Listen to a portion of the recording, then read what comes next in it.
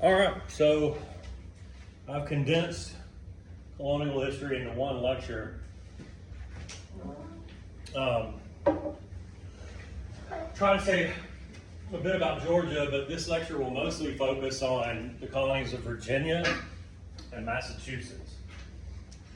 And what I want to do is kind of compare and contrast those two experiences. Virginia is the first successful British colony, or English colony, I should say, on the North American mainland. But it looks very different than what would come a little bit later up in the region we still call New England, including and around Massachusetts, with the Pilgrims first and then the Puritans. That looks significantly different and somewhat similar in some ways to the experience in Virginia. Both of them, though, will color or come to characterize the American nation that would develop out of these colonies. So first, England/Britain and the New World. To get that slash out of the way here at the onset, we're kind of in the time period where England will join together with Scotland and Wales to become the United Kingdom of Great Britain. So you may hear me variously refer to England or the English or Britain and the British, meaning roughly the same thing. Get used to this, me pulling this up, because it will happen quite frequently. I have a thing with maps, but I don't know why I keep showing me space. That's kind of bizarre, but anyway, so here is the modern day state of Virginia. Up here is the modern day state of Massachusetts, and this region here around it we still call New England. Over here are the British Isles. This is the island of Britain here, the southern part of which is England. And then up here is Scotland, and here is Wales. During the time period we're talking about today, England will come together with Scotland and eventually Wales, and eventually part of Ireland to become the United Kingdom. Were those conquered, or did they join voluntarily? The Scottish and English and Welsh came together more or less voluntarily through the lines of royal succession and whatnot. Ireland was more conquest. The English spent centuries attempting to conquer the island of Ireland and consider the Irish people inferior. I was there for 7 weeks this summer teaching a study abroad, so I'm going to cut myself off right there. Otherwise, this whole class, I'll be talking about England and the Irish. But does that answer your question? Yeah. Okay. All right, so what year, and I was just talking about this in my oral class, as you know, and a couple of others know, I think. What year did Christopher Columbus sail west from Spain and accidentally bump into the Bahamas and eventually North America? 1492. 1492, all right. So the Virginia Company, as we'll discuss, settles the little town of Jamestown and will become a Virginia colony in 1606. So 1492, 1606. There's 100 years in between there, in the 1500s, the 16th century, where the English are not all that active in sailing over and exploring what people realized was a whole new world and establishing colonies.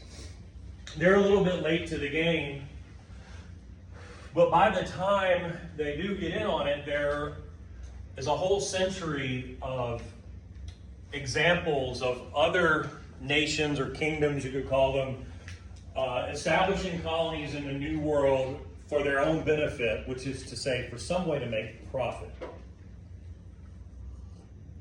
The Spanish, after Columbus's quote-unquote discovery by accident, engaged in conquest of Native Americans.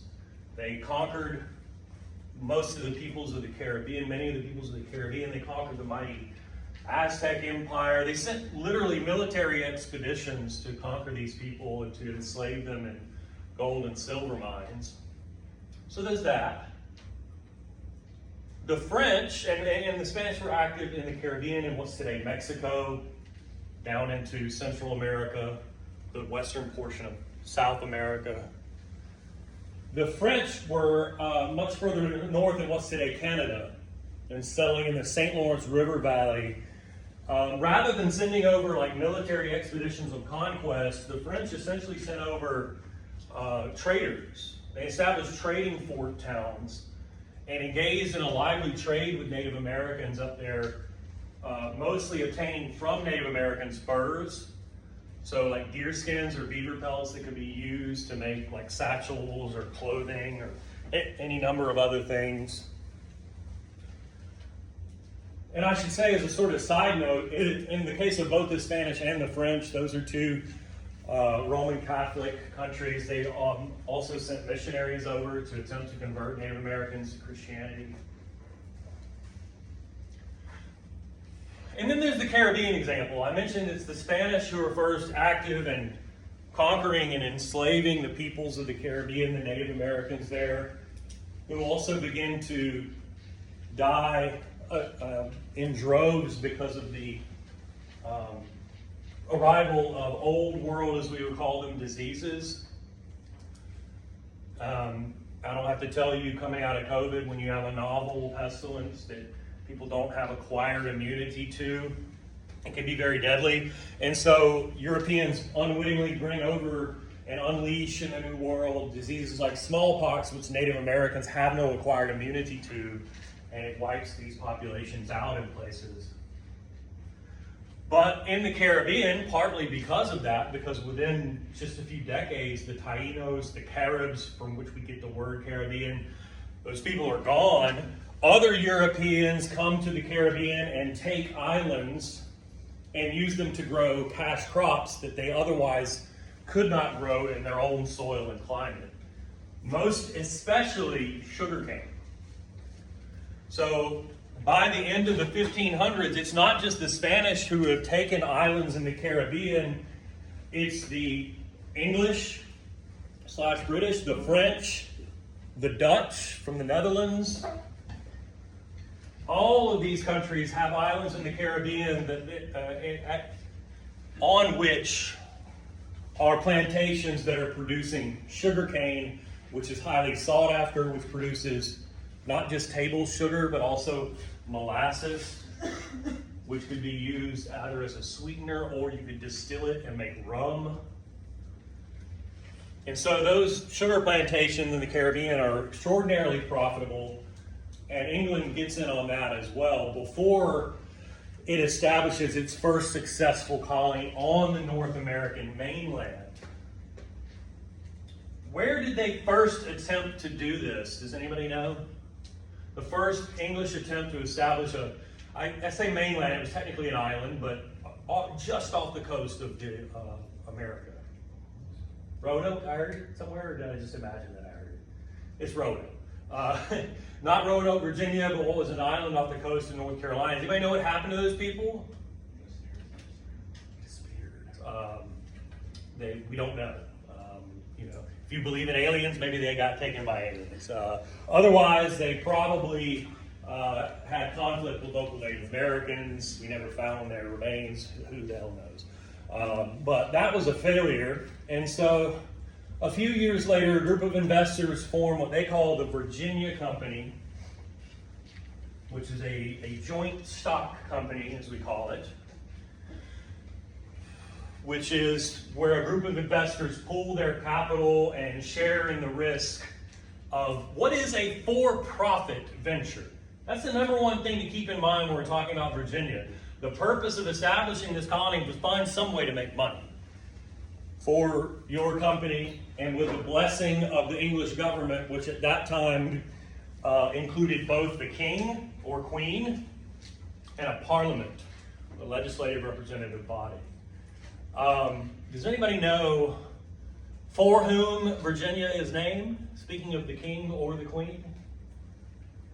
It's supposed to allude to the Virgin Queen, which would be Elizabeth I, who was almost assuredly not literally a virgin, but she never married, and ergo was assumed to be one. She never had a child. And Virginia is named for her, Elizabeth I. They set forth with the blessing of the then King James I and set out for the Chesapeake, which is this area here. This is Chesapeake Bay, right? Today, at the end of that bay, our nation's capital, where the Potomac comes out. Of course, none of this was there.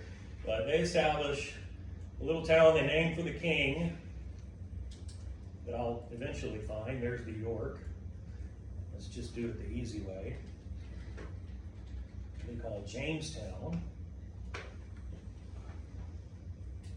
Right here, up the river a little bit, the river they call the James River, a little bit away from the coast, because you may know this, but the English traditionally do not get along with the Spanish, and you knew the Spanish had settlements here on the mainland. You didn't want to be too close to them to get raided by Spanish ships of war or pirates or whatever. Does anybody know where the nearest Spanish settlement was, though? On the mainland, I mean? Florida, right? Yeah, down here in Florida, the Spanish ones that named Florida, down here in St. Augustine. So it's not all that close, but I suppose you never know. But it was not all that well thought out for a variety of reasons. You can't really tell from this.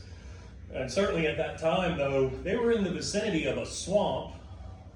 And you park the ship, you anchor the ship right here, and over the course of the first few months, you build your little palisades fort with your little dwellings and whatnot. Why is it important that it's in the vicinity of a swamp? Swamps carry mosquitoes carry diseases. And so those first few weeks and months are really bad in terms of people dying of disease, people dying of malnourishment, and a very large, I forgot to bring my notes, so I don't have the numbers in front of me, but a significant portion of these people who were trying to settle and build this little town died while they were still living on the ship trying to build the little town. Furthermore, they come into immediate conflict with the local Native Americans who are the Powhatans. I think I'm getting way ahead of myself, maybe not. They do not have friendly relations with them. They therefore cannot trade with them. And that's important because another oversight, they didn't really send anybody over in that first wave that knew what the hell they were doing out in the fields, trying to live off the land, which seems like a pretty egregious oversight. But it was a lot of kind of wealthy second and third born sons from wealthy families. In England, the system of inheritance at the time, everything went to the firstborn son, including the land and whatever title came with the land, Duke so-and-so or whatever. And land was scarce in England at that time, so if you're a second or third born son, what's in abundance in the New World, if you could just take it from Native Americans, the land. And they brought with them like servant types, and there's some craftsmen, and obviously officials of the company, but nobody that knew what they were doing, much less planting corn, which is a New World crop, as we were discussing. And so their conflict with the Native Americans and all these other troubles, it looked for the first 2 years like Virginia would end up like Roanoke and be a total failure. I want to say off the top of my head, the first 2 years, including not just the first wave, but another wave of people coming over, like 500 or so people, like 400 of them died. I mean, it's really bad. It gets to the point where by that third year, they're looking back and calling it the starving times, because people are literally starving to death. But they keep sending new wave after new wave after new wave of settlers, eventually some people that know what the hell they're doing in the fields, a little bit better leadership, and the colony will survive.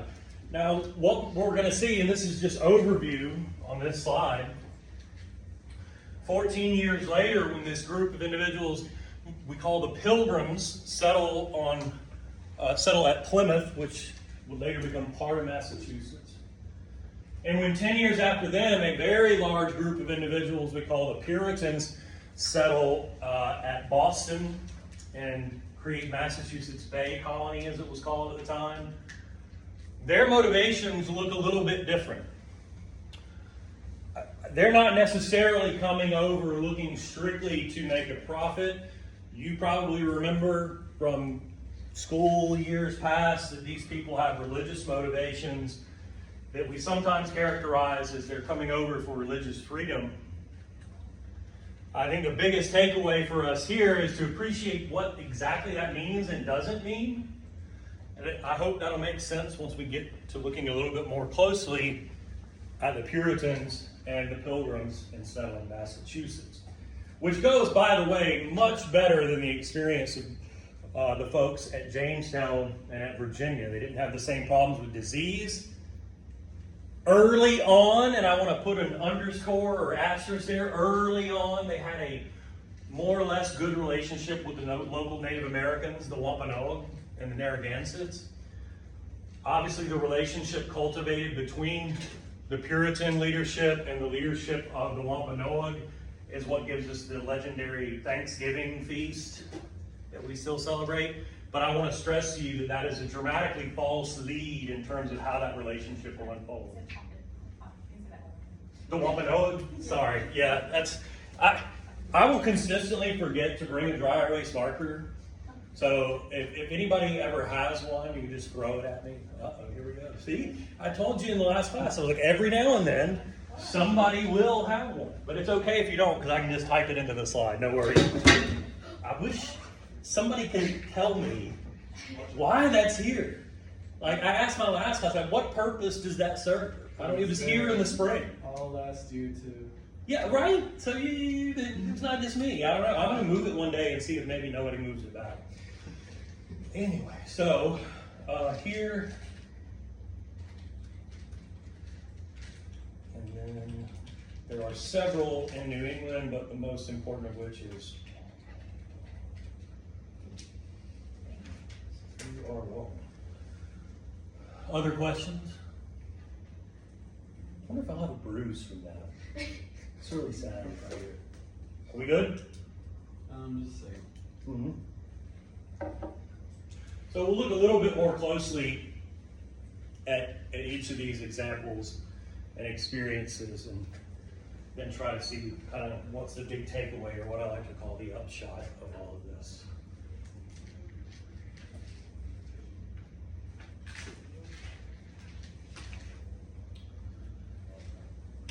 Like I mentioned a moment ago, the experience in Virginia is, in a word, bad for several years. It's not really until like a fourth wave and a fifth wave of settlers get over there, they get some new leadership, they repair their relationship, and I stress the word temporarily here, with the Powhatan. It would become a murderous debacle about 15 years later, but there's a little window in there where they have a decent relationship with the Powhatan. Of course, famously that involves Chief Powhatan's daughter, Pocahontas, and a man named, eventually a man named John Rolfe, who is the one, by the way, that fourth supply convoy that was coming over in the fourth year of the settlement,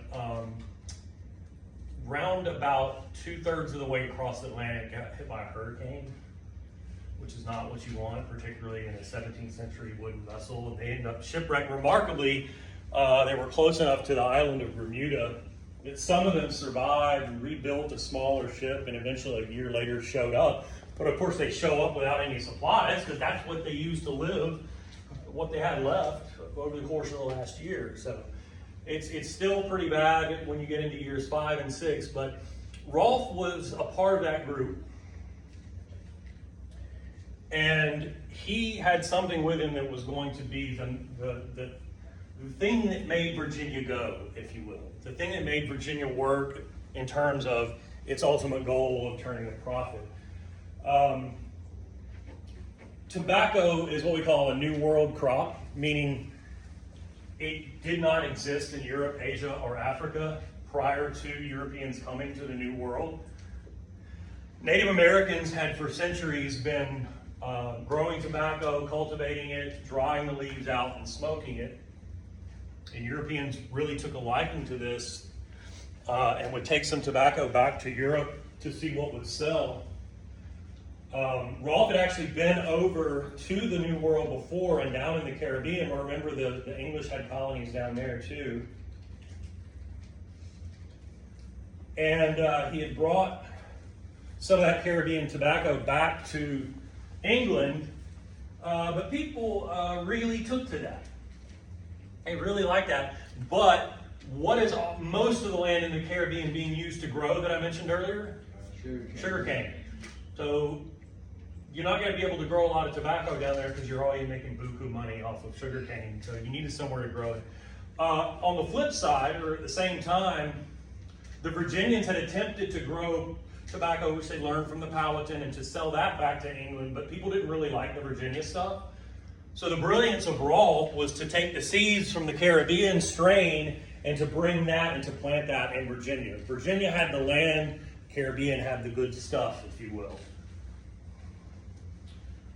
But tobacco is what we call a labor-intensive crop. A labor-intensive crop or product means you can't simply get more of it by throwing capital or money at it. You need to have more product, you need more labor.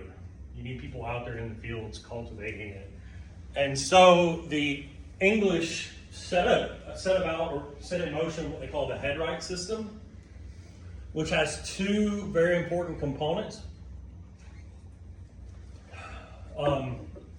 One, it promises for anyone wealthy enough to pay for the trip from England to Virginia, which was very expensive at that time. But if you were wealthy and you could afford, to make that trip, just for coming to Virginia, you were granted 50 acres of land.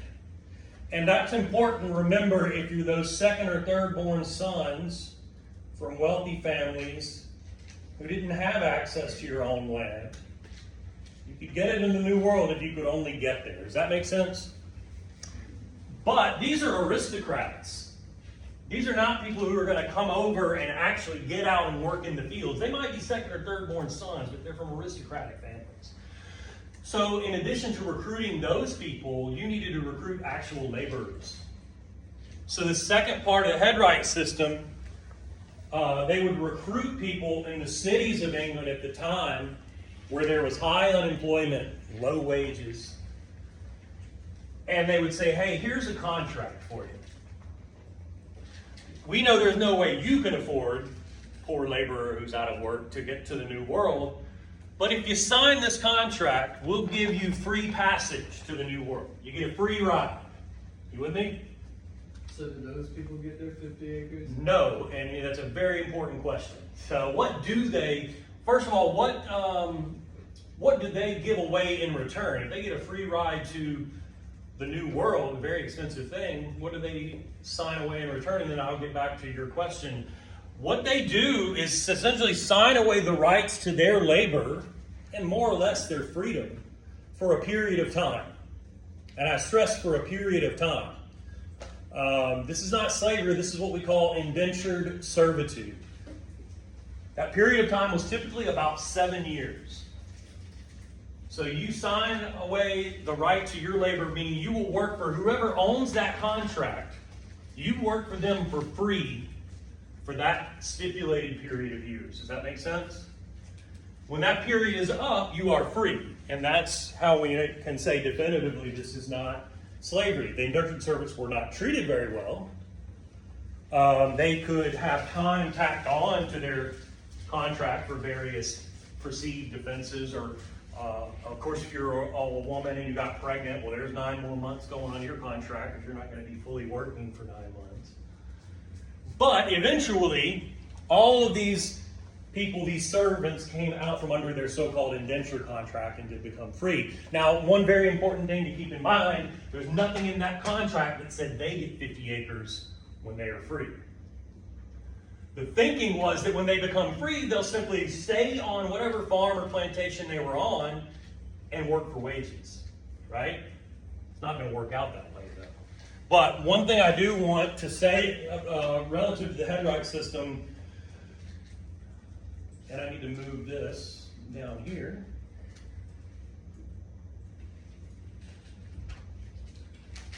So how this functioned in practice is you have these people who are recruiters, basically, in the cities of England, getting these folks to sign the indenture contracts. They come over on these ships, they dock at Jamestown. Who are the ones who then purchase the contracts and bring these people onto their land to work for them? The people who had gotten to 50 acres for coming over on their own dime. And here's what the headright system does and where the name comes from. For every laborer that you brought into the colony, if you're these wealthy second or third born sons who would come over and got you 50 acres, for every laborer that you bring in under indenture contract, for every head you bring into the colony, you get the right to 50 more acres of land.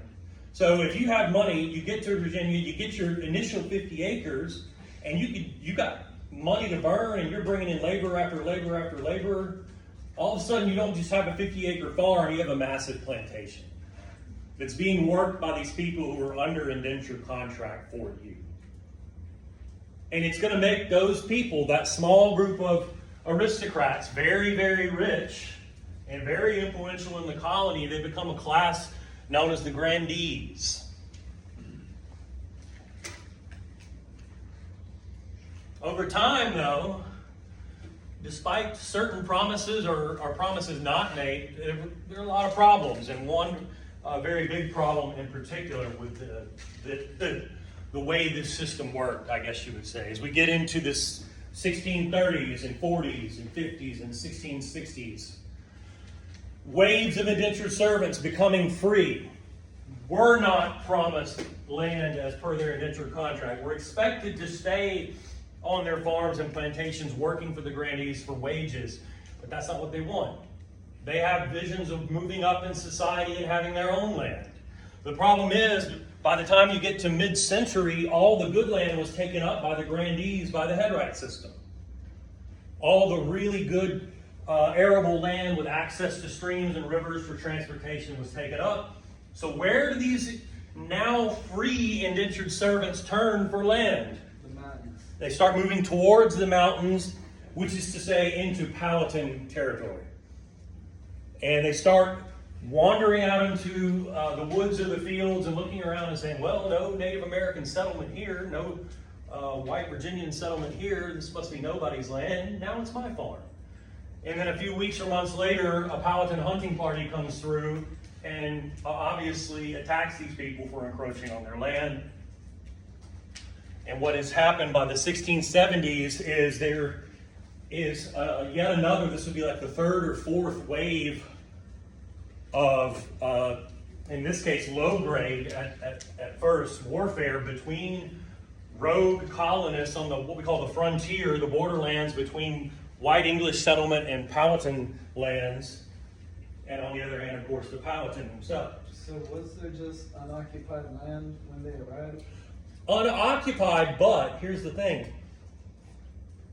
Typically, Native American societies didn't have the concept of like individual and certainly not like nuclear family ownership of land. And so what that land was, even though it looks unoccupied to these former indentured servants who are trying to establish their own farms, is nobody lives there, but it's ancestral hunting lands owned collectively, not owned is not the word, but lived upon in terms of, again, hunting and fishing by the Powhatan. So it is land that they understand. What was that? Laptop. Oh, I thought it was a fire alarm again. I was like, God. It is land that is understood by the Powhatan to be theirs. And along come these colonists encroaching on their land, so it leads to fighting. And by this time, the grandees, who had seen the colony devolve into all-out warfare with the Powhatan at least twice by that time, didn't want to see that happen again. What they wanted was to get their profit from this tobacco and to do the French thing and trade with the Indians for furs. And you can't do that if your rogue former indentured servants are out there encroaching on their land, causing problems. So what happens is these poor former indentured servants feel betrayed by the grandees or the leadership of the colony and the wealthy people because they don't have their back. They don't send out like the militia to come protect them from Powhatan attacks when they encroach upon their land. All this making sense? enter Nathaniel Bacon. Bacon himself is not a former indentured servant. He's actually a pretty wealthy, well-educated individual, but who will go out to the frontier during this time and endear himself to the former indentured servant type folks and find common cause with them, largely because he would like to eradicate Native Americans from Virginia. He is what you might describe as a genocidal maniac. Yes. What did you say the name was? Nathaniel Bacon. And he organizes these poor former indentured servants into more or less an army that targets not just the Powhatan on the frontier, but also the leadership of the colony, the grandees. And he unleashes a rebellion that has been described as, I think, a colonial civil war masquerading as an Indian war. Because he's trying to organize the former indentured servants against the Powhatan who are attacking them for encroaching on their lands. But they're also simultaneously essentially attempting to overthrow the leadership of the colony. They actually at one point marched on Jamestown itself, burned part of it to the ground, attempted to kidnap the governor of the colony, the royally appointed governor, sending him on the run at one point. And very nearly succeeded, and might well had Bacon himself not fallen ill and died. The government over in London determines to get a handle on the situation. They go after the reigning leadership. The rebellion fizzles out.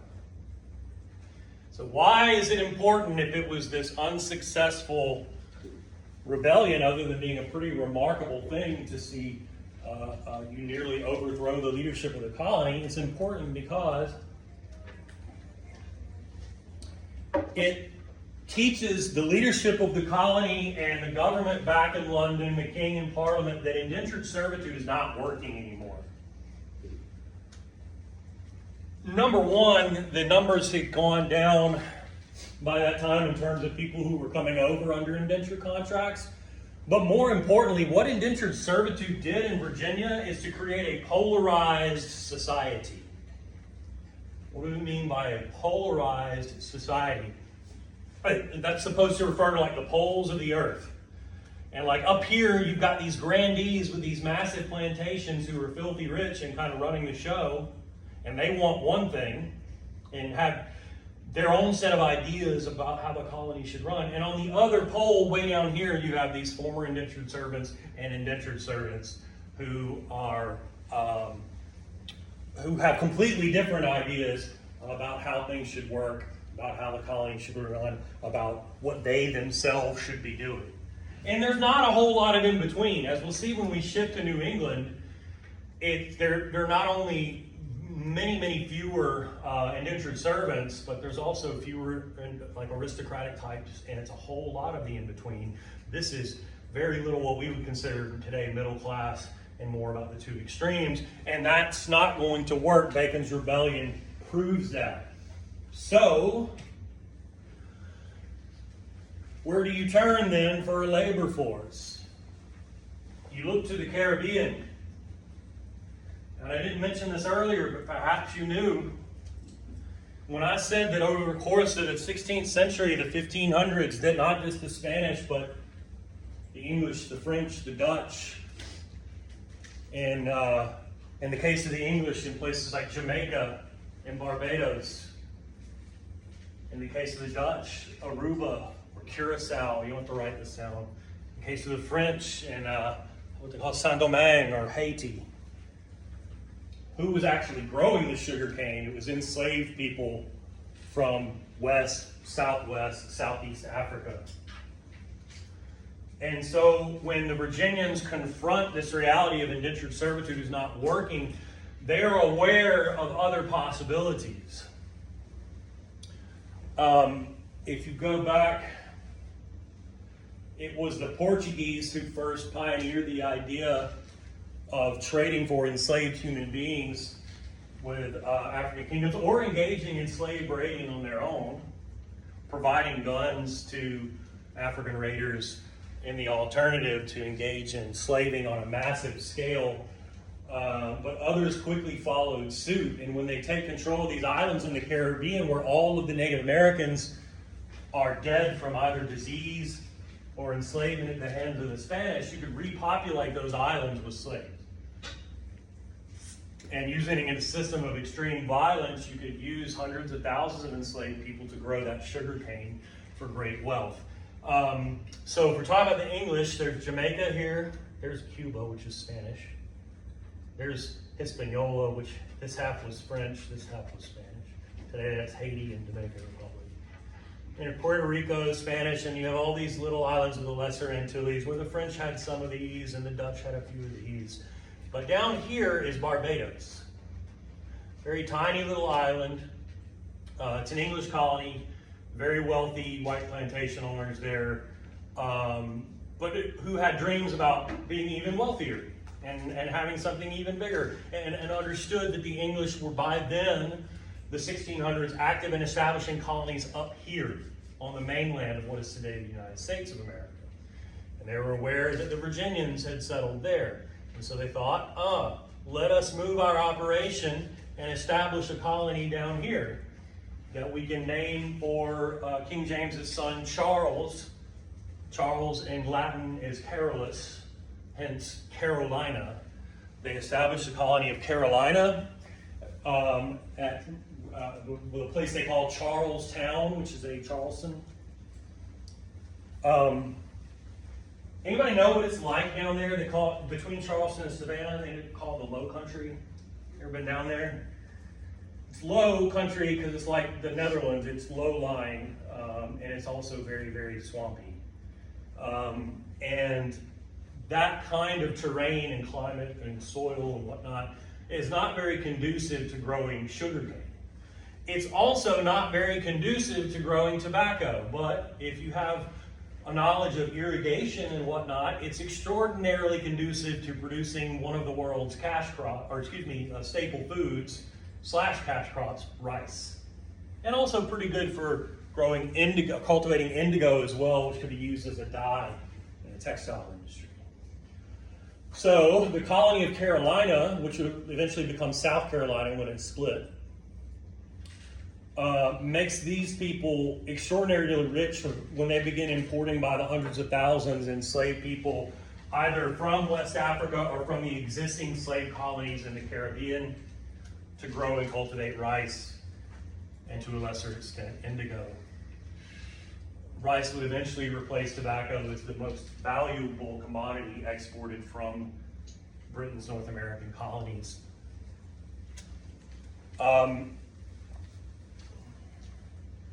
If I were to ask you, though, what is the biggest, well, let me walk this back. So, how is this different from indentured servitude? Several very important ways. One, the biggest key difference is obviously that these enslaved people never do become free. There is no contract. In fact, you're not considered a human being even. You're considered property. This is a system, in other words, of chattel slavery. A chattel slavery system means the enslaved are not considered human beings with rights. They're considered property. And a system in which the condition of the child follows that of the mother. That is, if you have a woman who is enslaved, all of her children are enslaved for life as well.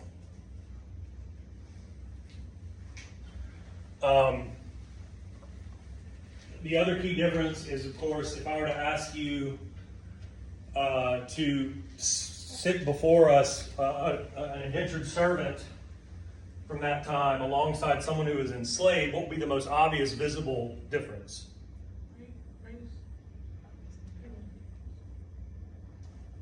Skin color, right? Indentured servants are white.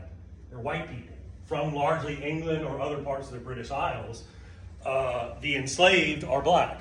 And when this is written into law, in colonies like Georgia and South Carolina and Virginia and others, all the way up to, in fact, the northern colonies as well, it's written into law not just as a chattel system in which the slaves are considered property, but one in which race is intimately connected to that condition as well. In other words, blackness equals slavery.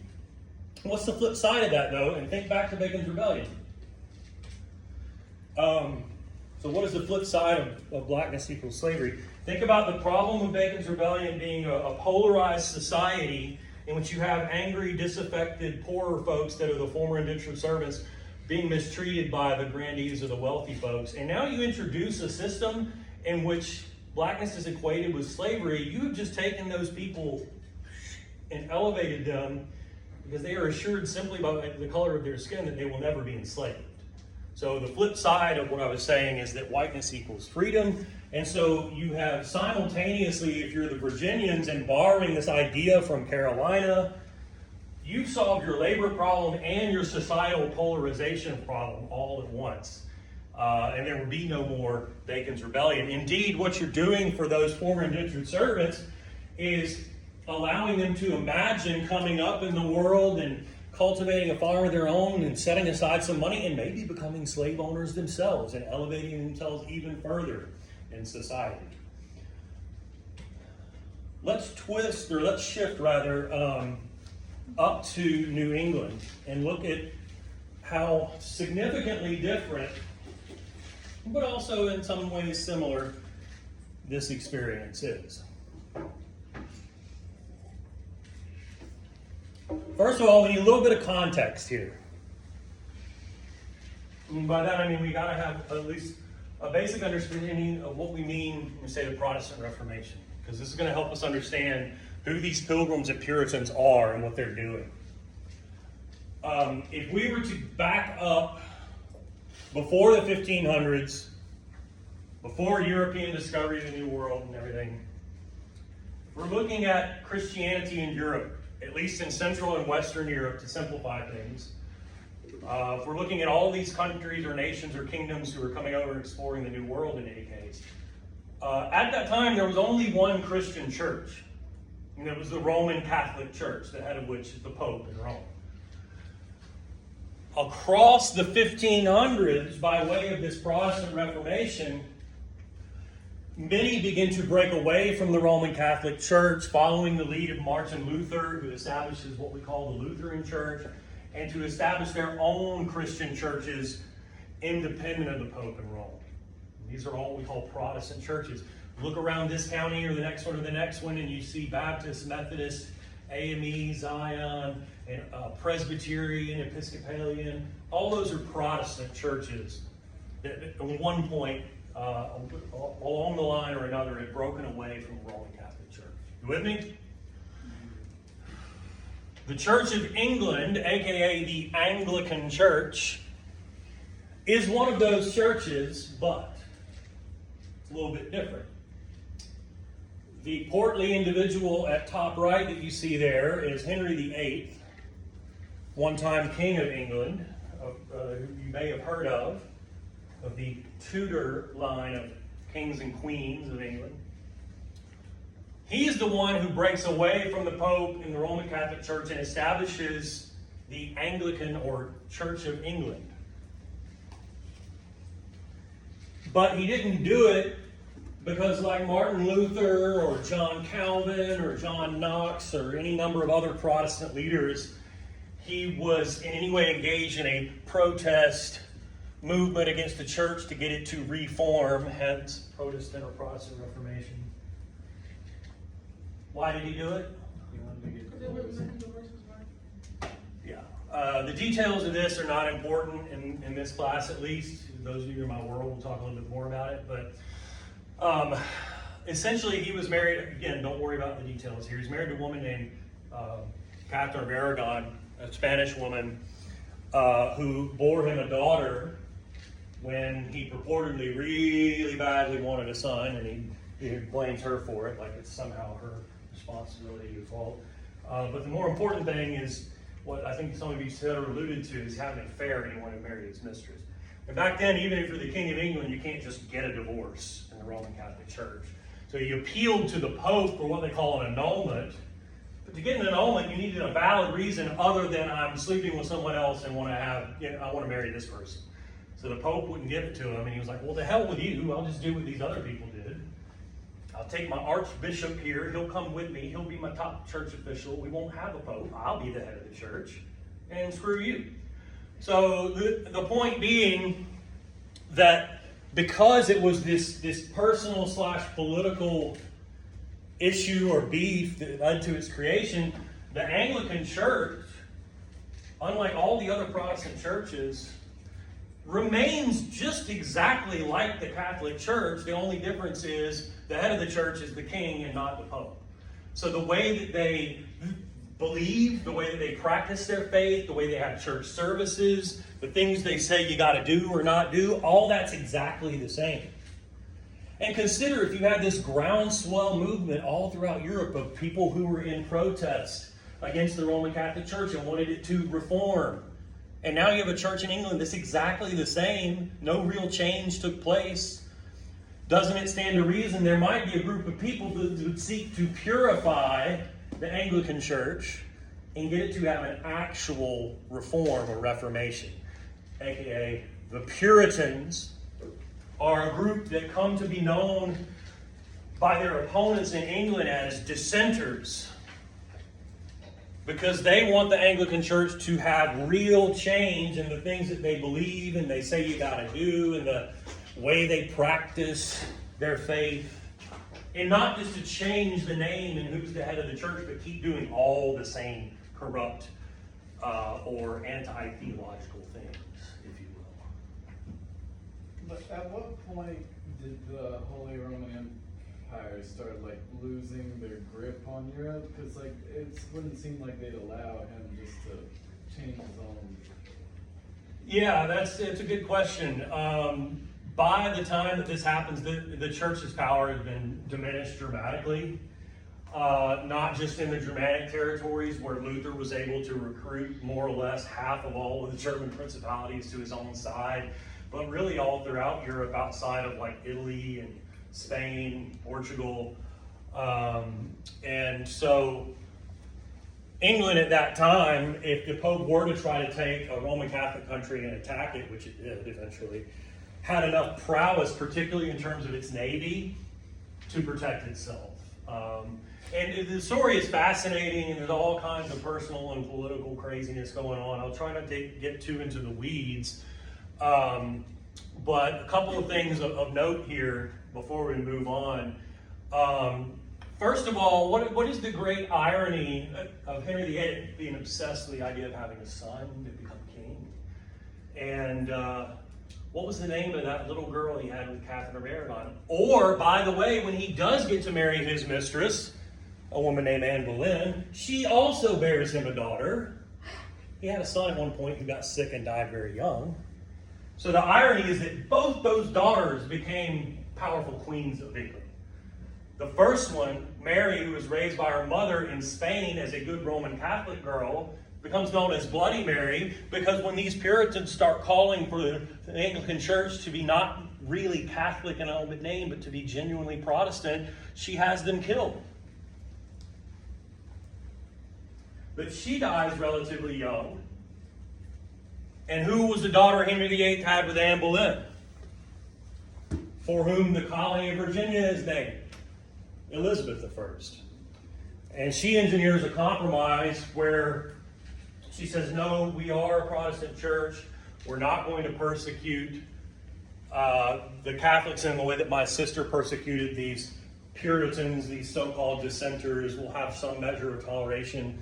But still, many of these Puritans who were treated as dissenters wanted to simply leave England and to go somewhere where they could practice their purified version of the Christian faith without fear of being persecuted again if you had another king or queen who was not like Elizabeth, but who was like Mary. And spoiler, after Elizabeth, there's King James I and King Charles I, and they're both more like Mary than were like Elizabeth.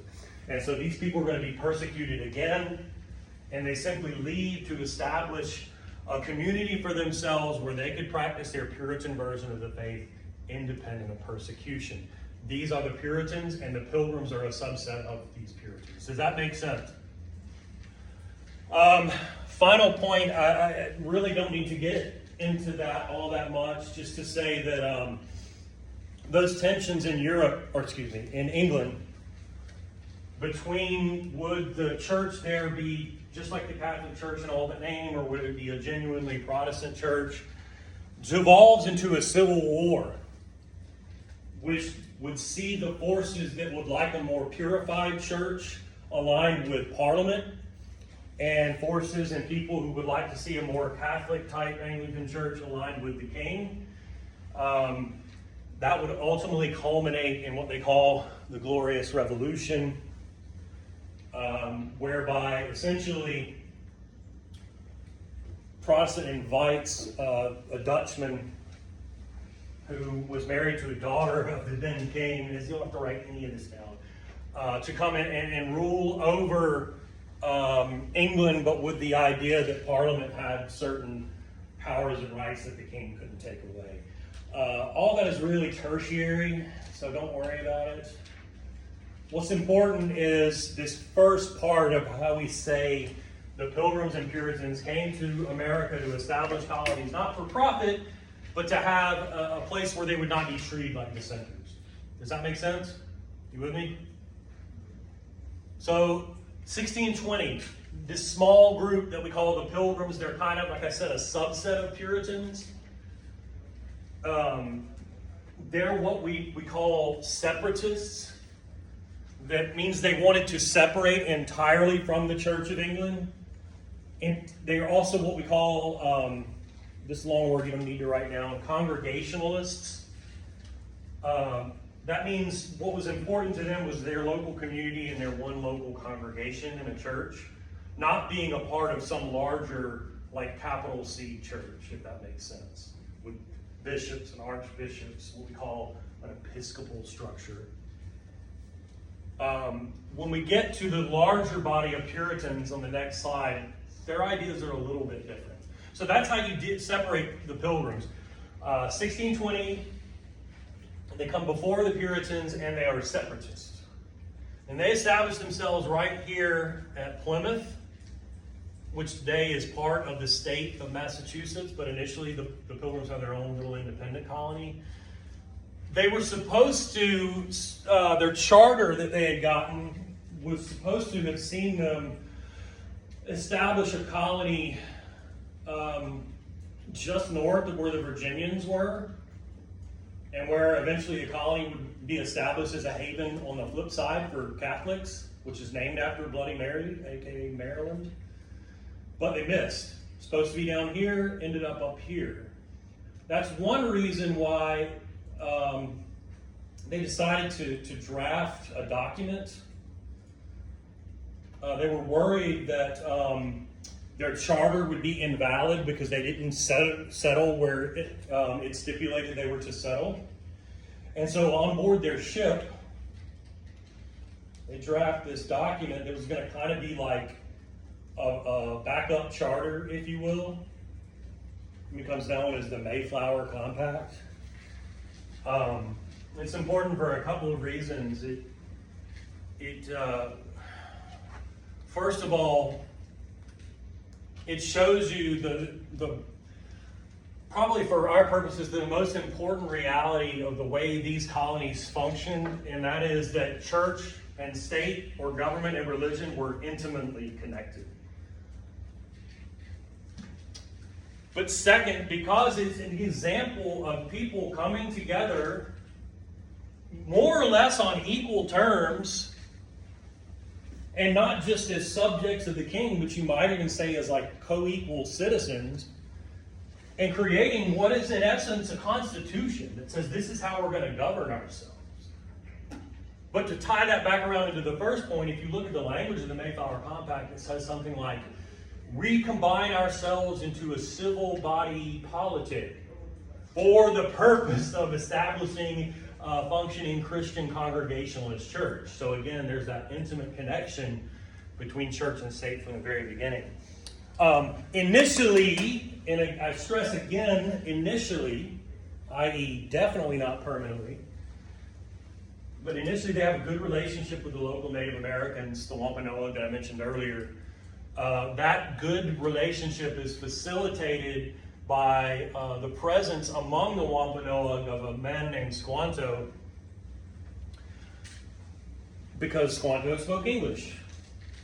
You say, well, how the hell is that possible? The Pilgrims were not the first Europeans to pass through this area. English explorers had been through there years before and had taken some people captive and brought them back to England. Squanto being one of those who learns the English language but later obtains his freedom, returns back to this area and finds that his village, his people have been wiped out by disease, probably smallpox. And he takes up with the Wampanoag. When the Pilgrims arrive, you have this ready-made translator, which facilitates a more or less friendly relationship between the Wampanoag and the Pilgrim leadership, which would ultimately see William Bradford and other Puritan leaders sit down for a feast in the harvest time with the Wampanoag leader, Massasoit, and hence we celebrate this as our Thanksgiving, which I mentioned earlier was a pretty false lead in terms of how this relationship is going to unfold, and we'll come back to that. So 10 years later, a much larger group, not just on one ship, but several ships, comes over under the leadership of a man named John Winthrop there, and others, but Winthrop is one of the big leaders.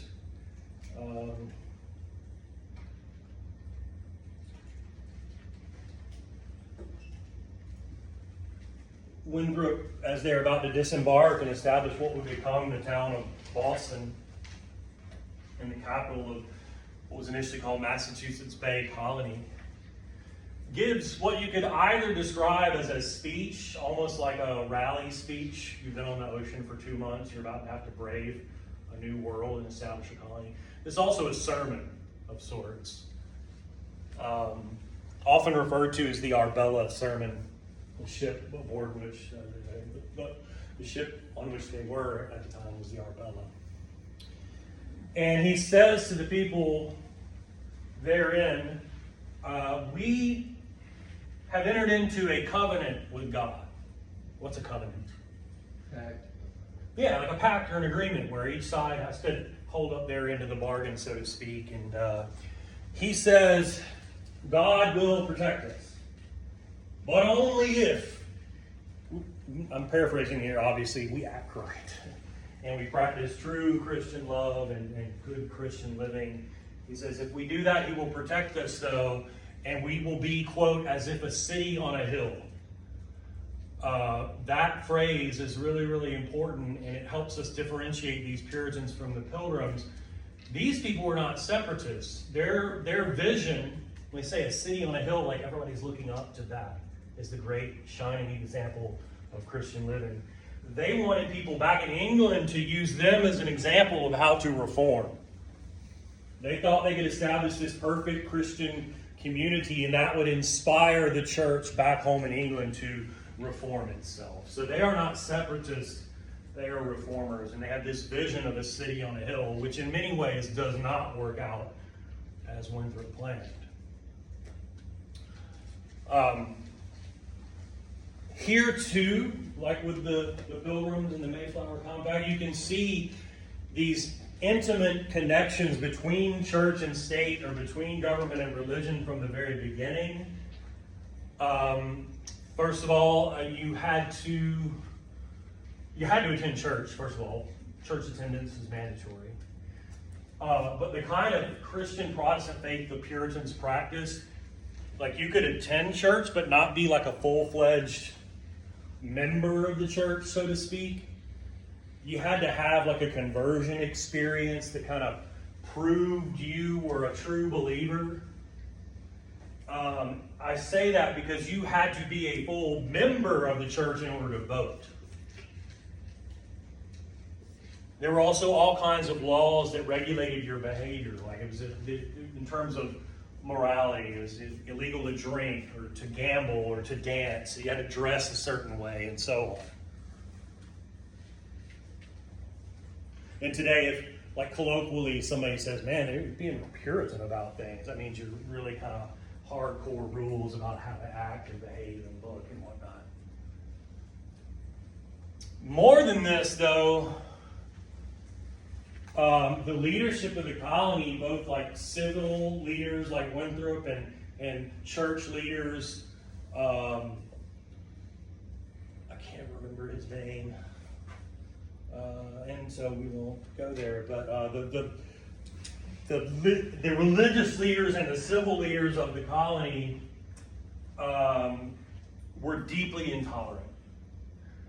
And that meant, we're going to come over and establish our own Puritan colony to practice our religious faith the way that we see fit. But if you are a member of some other denomination or some other group, you are not welcome. For example, the Quakers, who had what would have been, certainly at the time, radical ideas about completely deinstitutionalizing their faith to the point where they saw no room for any institutional church whatsoever. They're part of what they call the Society of Friends. The Quakers were told to leave the colony or they would be executed, and some of them were. There was an upstart movement within Protestant Christianity at the time, people known as the Baptists. They were not welcome in Puritan Massachusetts. Certainly if you were Roman Catholic, you were not welcome in Puritan Massachusetts.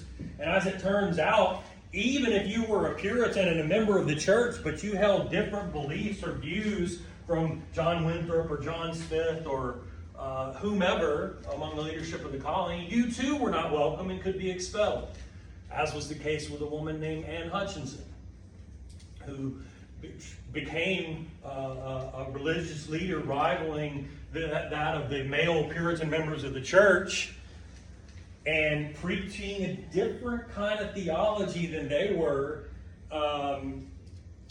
and stepping out in their view of a woman's place, of course, was banished along with her family from the colony. Her son was later among those who founded the colony of Connecticut. And there's another individual named Roger Williams who had a similar disagreement with the leadership of the colony, had different ideas about the reality of religious freedom and about how the colony dealt with Native Americans. For example, Roger Williams is kicked out and founds the colony of Rhode Island. How do you just go about finding colonies? That's a great question. It takes a lot of resources. It takes a lot of political savvy to be able to not just end up in another all-out war with Native Americans that you may or may not win. It takes dedication and continual, probably, resupply. And in this case, too, you're not exactly on friendly terms with your neighbors in the other colonies. So it's remarkable for sure. But that's how we get this region that is New England. Is basically Massachusetts, which eventually combines with Plymouth. And people who broke away from Massachusetts and later New Hampshire, much later Green Mountain, Vermont in French. But the upshot here is, before we get to King Philip's War and then get out of here, is yes, the Puritans and Pilgrims came to America to experience religious freedom and to be free of persecution as dissenters. But that does not mean they practiced religious freedom in the colonies that they established. And it was indeed quite the opposite, in that these colonies tended to be deeply intolerant of other religions, of any disagreements, certainly deeply patriarchal. And then the final takeaway is what I kept alluding to about the Thanksgiving tale being a false lead. By the 1670s, right about the time of Bacon's Rebellion down in Virginia, New England is engulfed in all-out war between the colonists and Native Americans. Leadership of the Wampanoag passed to a young man named Metacomet, which the English refer to as King Philip. And King Philip, when he becomes the head of the Wampanoag, is dealing with a lot of people older than he is and been around a lot longer that are skeptical of his leadership abilities and are also deeply unhappy with the colonists, especially the leadership of Massachusetts. They come forward to the leadership of the colony of Massachusetts with a list of grievances, including that you continue to encroach upon our land beyond previous agreements. Your cattle and hogs roam around free, they're not fenced in, and they get into our fields and eat up everything and destroy everything. We're not compensated for that. In your justice system, we could come forward, 10 of it was with a complaint against a white colonist and ruled against, whereas one white colonist can make a claim against us and be ruled in favor of. So we're not treated equally in your justice system. And on and on and on. There's a long list of grievances, and Philip is in a position where he has to prove his own leadership at a time when the colonists weren't wanting to hear any of these grievances from he or his people. At one point, tensions get so high that the leadership of Massachusetts actually tries to push young Metacomet or King Philip around and demand from him all of the guns that the Wampanoag had that had been accumulated via trade over the years with the colonists. And of course, had King Philip, aka Metacomet, done that, he would have lost all credibility with his people. And so he refuses. And in the immediate aftermath of his refusal, a little skirmish breaks out between some colonists and some Native Americans. And the leadership of Massachusetts assume that is the beginning of some massive assault by King Philip and the Wampanoag upon the colonists, something that had indeed happened down in Virginia at one point. This was not the case, but regrettably that was the assumption that they made, and they engaged then in an all-out attack on all the Wampanoag and the Narragansetts down in Rhode Island that didn't even have anything to do with any of it. And of course they counterattack, and the whole region is embroiled in a murderous war between colonists and Native Americans that we refer to as King Philip's War. And remember, this is right about the same time as Bacon's Rebellion is engulfing Virginia in its civil war masquerading as an Indian war. The total upshot of all of this is consider the similarities, consider the differences, and consider too, what we'll talk about next time, is that even though you have these two examples of these colonial experiences devolving into near disaster, Bacon's Rebellion and King Philip's War, as we get into the 1700s, the 18th century, I'm not even gonna, we'll save that for next time. I'm too tired to get into all that. The Parliament and the King will be in the process of seeking to bring these colonies more directly under their control, for they can see them helping Britain to develop as a mercantilist country. And that's what we'll do. I'll push this to next time, and we may actually be experiencing, this is significant here, we may be experiencing on the very first day the beginnings of what is known on Newton campus as the Bagley effect. This is whereby you do not finish a lecture. You have to finish the lecture at the beginning of the next class, and therefore do not also finish that lecture, and on and on and on and on and on. And so I think that's where we're at, but that's fine.